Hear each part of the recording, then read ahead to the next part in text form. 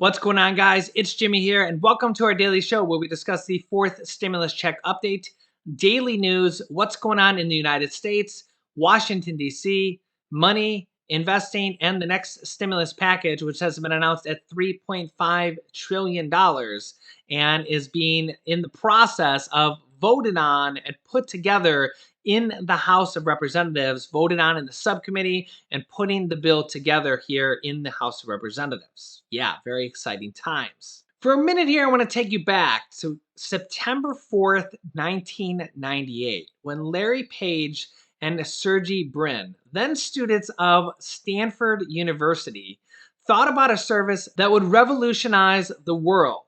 They founded a little company called Google.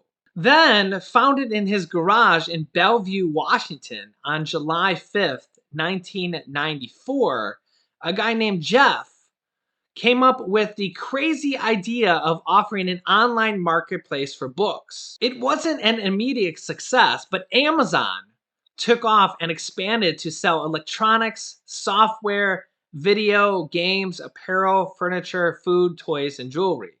Of course, that was Jeff Bezos, now the world's richest man. A stake in Amazon stock, a company founded in a garage, held from the early 2000s, would have yielded 200,000% returns. That is enough to turn $10,000 into $20 million. That's right, $20 million.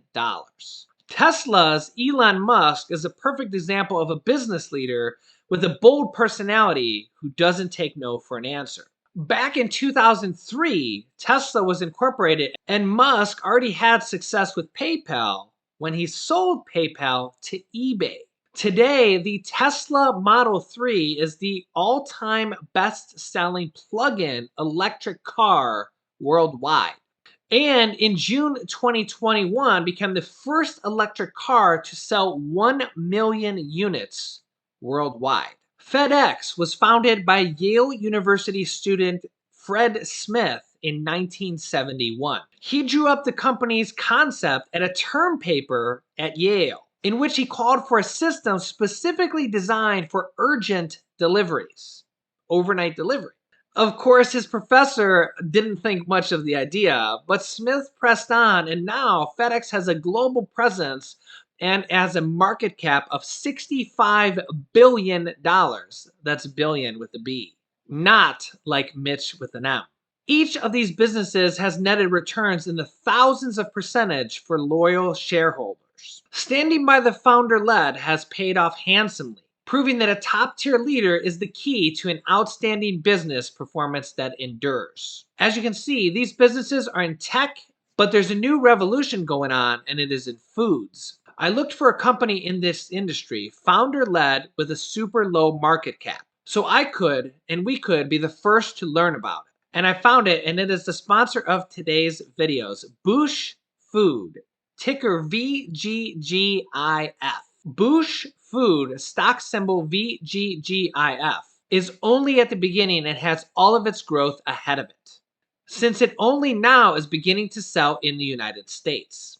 Yes, up until now, it has been able to put its products in 400 different stores in Canada with the retail chains you see, and now it is coming to the US, to the big leagues. If you've never bought a stock in your life, and even if you have, know that to buy shares of VGGIF are available through companies like TD Ameritrade, Schwab, Interactive Brokers, Scottrade, E-Trade, Fidelity, and Vanguard, and any traditional brokers, not a lot of the new stock trading apps. You might need to set your settings to allow for OTC stocks, but it is definitely available since I personally verified it. This is a chance to be so early on this trend sweeping the planet with or without us. Guys, we have a chance to be part of a company that is already in these chains, but is just getting started like Amazon or Apple was in their garage days. Whole Foods is a 40-year-old supermarket chain with a worldwide presence and a deep brand name recognition among health food consumers. In 2017, Amazon entered into the grocery business by acquiring Whole Foods. A USDA certified organic grocer in the United States, Whole Foods has more than 500 stores in North America, along with a growing presence in the United Kingdom.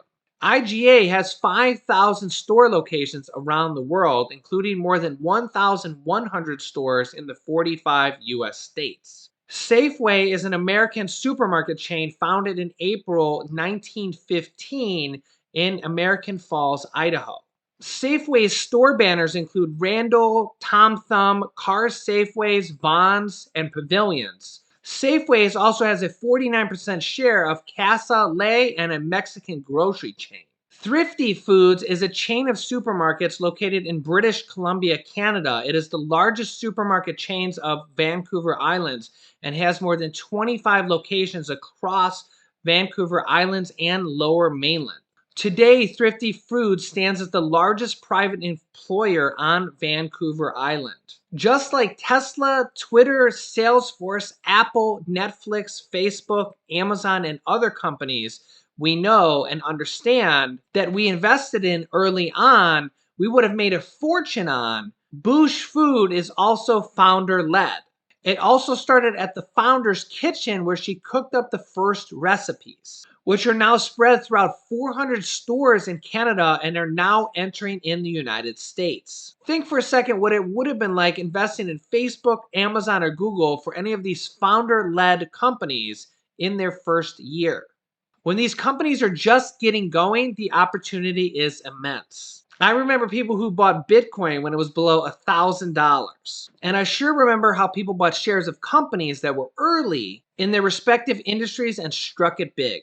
Boosh Food, ticker symbol VGGIF, is only worth $15 million at this point. Think about that, because Beyond Meat, for example, is worth $10 billion, which is actually 1,000 times that. For me, the upside potential in this case, with the founder being an award-winning entrepreneur, is immense, and I think this sponsor is the most important stock I've featured on this channel.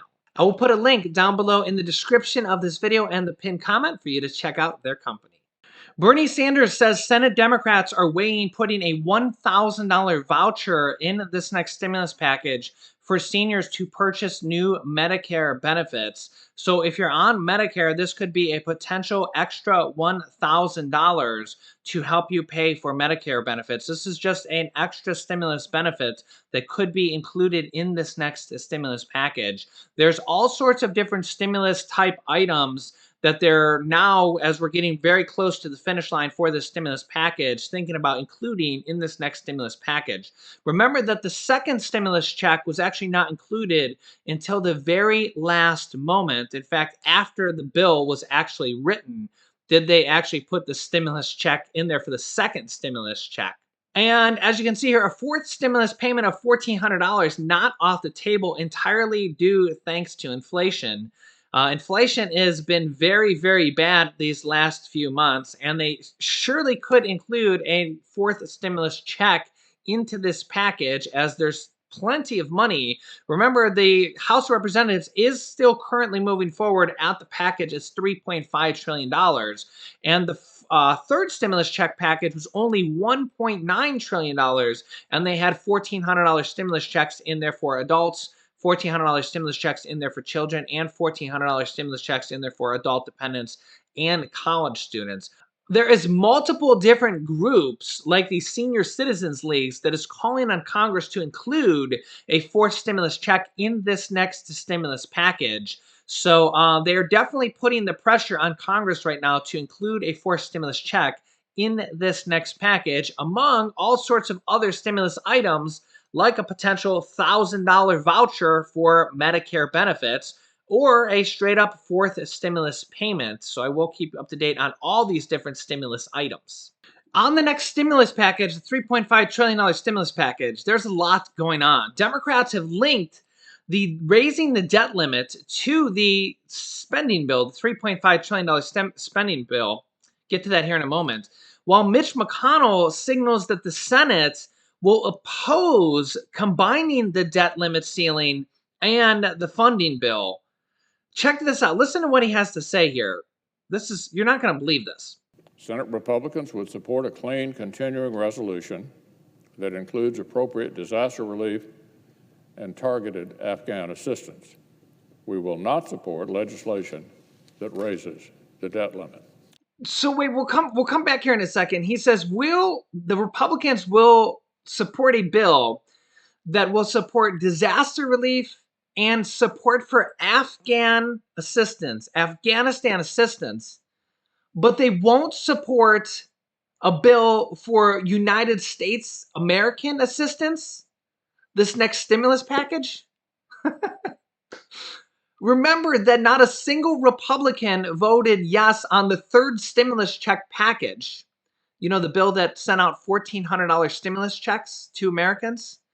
$1,400 stimulus checks for adults, $1,400 stimulus checks for children, $1,400 stimulus checks for adult dependents, and the child tax credits, and for $40 billion in rental assistance, SNAP assistance, and this next stimulus package, including Medicare, new Medicare benefits, hearing, vision, dental, hearing aids, and everything that's going to be in this next package. Not a single Republican is going to vote for this, but they're willing to do assistance for Afghanistan.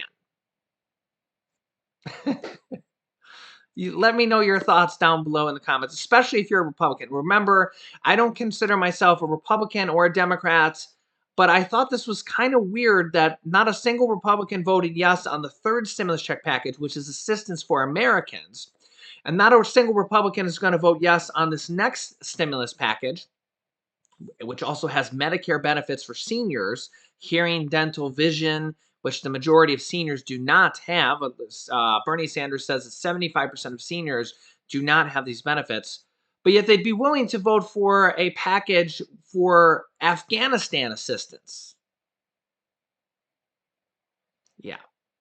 And the Republicans are not willing to raise the debt limit ceiling, but they did raise it 3 times during Trump's presidency.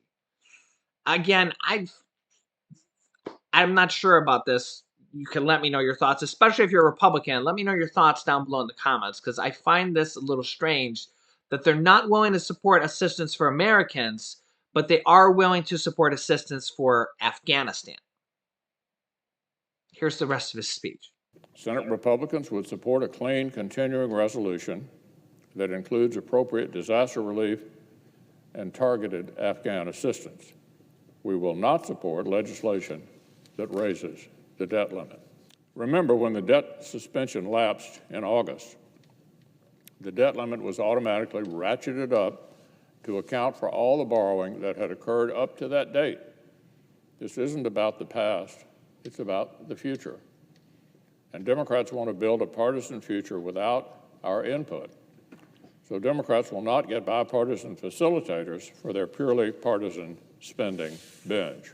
So yeah, just to be fair, because again, I don't consider myself a Republican or a Democrat. I tend to agree with sometimes things from both sides of the fence. Mitch McConnell is basically saying that they're not agreeing to raise the debt limit or vote on it because they know they have to do it. Mitch McConnell is said in previous speeches that they know that they have to raise the debt limit or else the government will default. And basically saying that the Democrats are going to be forced to raise the debt limit through the reconciliation package because they can't not raise the debt limit or else the government will default, which is not really an option. Okay. I pretty much feel that if the Democrats couldn't do this through reconciliation, then the Republicans would probably vote yes on this. So the Republicans are kind of playing a political game of cat and mouse here, for lack of a better term, and forcing the Democrats to do this through reconciliation, which is probably what they're going to do because we can't let the government default. It would be catastrophic. It would be catastrophic, for lack of a better word.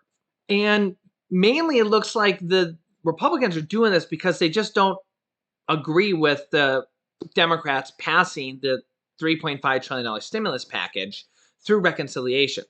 But remember that both parties pass bills through the reconciliation process whenever they have the chance. Republicans did this with the 2017 Trump tax cuts when they had control of the House, the Senate, and the presidency in 2017. And that bill was over $2 trillion for the 2017 Trump tax cuts. which was only a few years ago. So it's not like Republicans don't do this as well. It seems like whenever Democrats or Republicans have control of the House, the Senate, and the presidency, they do use the reconciliation process, just so we're looking at everything fairly. Republicans literally did this a few years ago. So it does look like as of today, we're starting to get news that Democrats are linking the raising the debt limit to the stimulus package. I think basically because they're being forced to. You can see here from Bloomberg and Yahoo Finance, House Democrats will include a suspension of the U.S. debt ceiling in a spending bill needed to keep the government open past the end of this month. A risky move backed by President Joe Biden that assures a potentially damaging showdown with Republicans. The debt ceiling would be suspended through December 2022, which would push this battle past the midterm congressional elections. Remember, the House and the Senate go up for election in November of next year. So not this November, but November of 2022. This stopgap funding bill would last through December 3rd of 2021. A person familiar with it, I think that's a typo there. I think they mean to say December 2022 because it literally says 2022 here. Setting up another fight to keep the government operated at the end of this year. Okay, I think they're actually talking about two different things here. They're talking about the debt ceiling. Okay, there are two different things here. The debt ceiling would be suspended until December of 2022, but the government funding, remember the government's going to shut down on October 1st if they don't come to a government agreement to fund the government at the end of this month. So on September 30th, if they don't come to an agreement to fund the government, then the government will shut down on October 1st. So they're going to do a stopgap funding bill, a temporary stopgap funding bill that would last till December 3rd, 2021. So two different things here. They're going to raise the debt ceiling, which would be suspended through December 2022. That would push the battle past the midterm congressional elections. And then they're also going to do a stopgap government funding bill through December 3rd of this year. A person familiar with the legislation said. Now, again, none of this has passed yet. This is all just proposals and what plans of what they want to do, setting up another fight to keep the government operating at the end of this year. But those dates may not matter, with Republicans and Democrats completely at odds over the debt limit.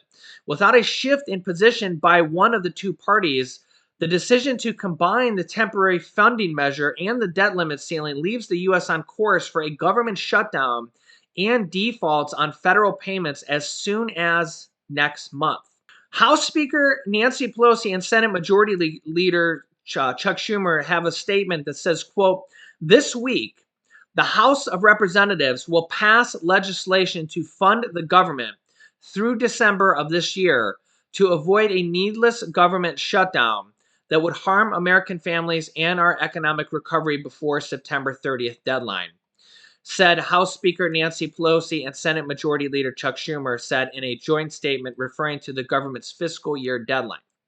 This legislation to avoid a government shutdown will also include a suspension of the debt limit through December 2022. Biden tweeted his support Monday afternoon, saying Pelosi and Schumer are acting, quote, "to keep the government open, provide disaster relief, and to avoid a catastrophic default." Although Republicans have said they won't vote to raise the debt ceiling as long as Democrats are pressing ahead with the partisan tax and spending plan encompassing Biden's agenda, aka the next stimulus package. The White House and congressional Democratic leaders have insisted that the debt limit vote should be bipartisan. President Biden tweeted back, "This is a bipartisan responsibility, just as it was under my predecessor, former President Donald Trump. Blocking it would be inexcusable."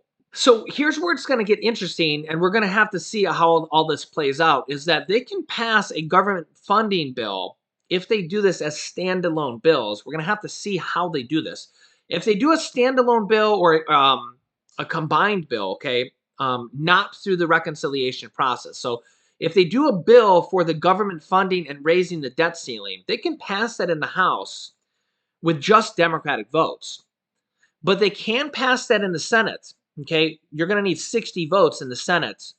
Okay, because if you do just the bill, I mean, unless they're gonna burn a reconciliation process. Remember, the reconciliation process is a longer process. I mean, they could do that, but I don't think they're planning on doing this in the stimulus package, right? I mean, the whole reconciliation process we know is a little bit longer of a process. They have to unlock the process. Remember, we did that here a few weeks ago in the Senate, and then it goes back over to the House, and they have to go through that whole rigmarole, right? Um, and I don't know if they can do that here in time. We'll have to see. Now, they could, but it looks like what they're planning to do, and what we're going to have to see how this plays out. It looks like they're going to try to do a vote on the government shutdown and the debt limit in the House. Now, they can pass the bill in the House on their own, just with Democrats, but we're going to see if Republicans come along. But the problem is if no Republicans vote on it in the Senate, it won't pass. It won't pass. Yeah, so we're really going to have to see what they're going to do, because if they plan on including it in the stimulus package, the reconciliation process, well, the government's going to shut down in 10 days. So they're going to have to fully have it passed in the House and the Senate in 10 days. They could do that, but everything's going to have to go smoothly and have Joe Manchin on board, passed, everything done, deal, signed, delivered in 10 days. That could happen. That means Joe Manchin's got to be on board. Everybody's got to be on board. Done, deal, signed, delivered in 10 days. Or they do a bill with a government funding and a shutdown bill together, and they get Republicans to go along with it when Republicans are saying they're not going to go along with it. Those are the two choices right now. Let me know what you think is going to happen. Do you think Democrats are going to pass it on their own with the stimulus package and get all that done within the next 10 days, or else the government shut down on October 1st? The debt limit ceiling is going to happen sometime in October. We don't know exact days. I've heard some possible dates around October 10th. The government shutdown will happen on October 1st. So there's really two choices here. The Democrats pass it on their own, which the government shutdown will happen on October 1st. So if they don't pass it on their own before October 1st, government shutdown. Okay? So they either pass this whole stimulus package through the reconciliation process before October 1st. And remember, we have the physical infrastructure vote on the 27th. Okay? I know we're getting into a lot of details here. Or the Republicans come along with and get at least 10 Republicans from the Senate to say yes. They don't really need any Republicans from the House to say yes. But the real key there is 10 Republicans from the Senate say yes, and they pass a government shutdown and a debt limit raising of the ceiling. But Mitch McConnell says there will not be any Republicans to say yes. But when all is said and done and it's on the line and we have a government shutdown and a potential default of the country, will the Republicans actually let that happen?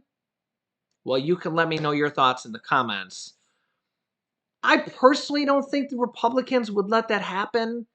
I do kind of feel like it's a game of chicken, cat and mouse. But man, it's a high stakes game here. Yeah.